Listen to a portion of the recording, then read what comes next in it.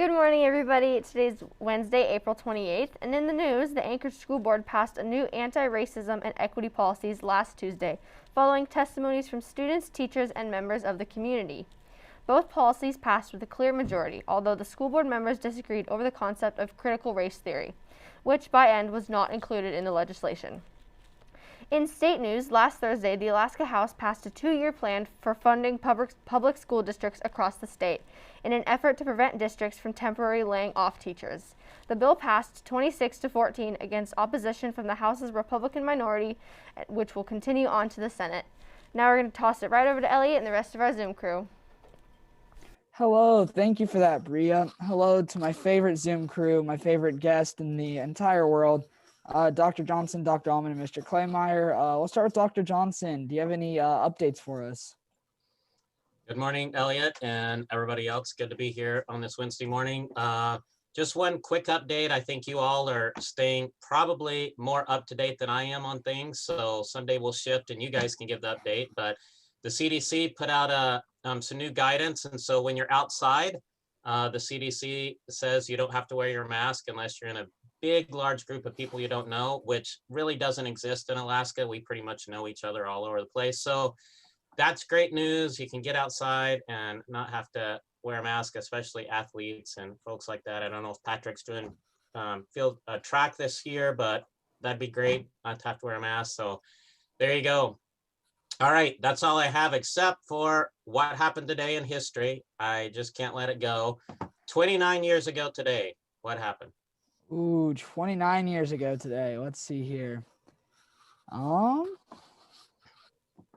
Ooh, I don't know.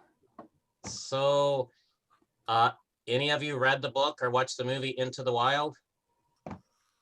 So on April 28th is when Chris McCandless hiked off into the wilderness near Denali. He sent a postcard yesterday on the 27th and then headed out into the wilderness. So we know that didn't work out well for him, but turned into a book that I think a lot of people have read about Alaska. And then, have you ever heard of the town of Council, Alaska? It had 15,000 people in it, one of the biggest communities in our state. I've not heard of that town. So look it up. Today, April 28th, 1898, Council, Alaska was established, and it was a gold rush town out about 50 miles from Nome, and they found gold, 15,000 people showed up, and then within a few years, like 2 years, it was pretty much gone because then they found gold over at Nome. So that's today's history. Dang, well now I know more about Alaska, something I never knew. And thank you for all of the updates. I almost called them serious, but hey, history is also very serious. So thank you for that. With that, Mr. Claymeyer, do you have any updates for us? Good morning.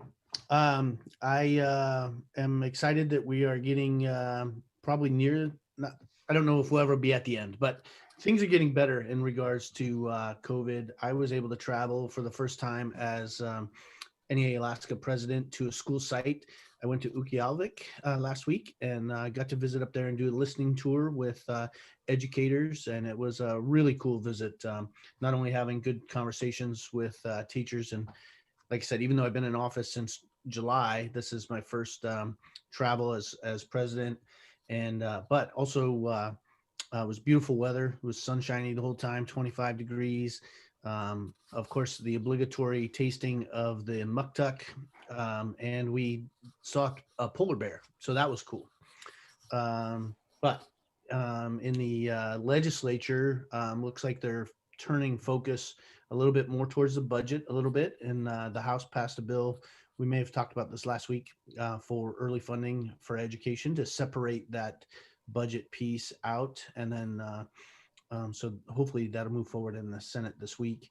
And what else? Conversations about tribal compacting for education in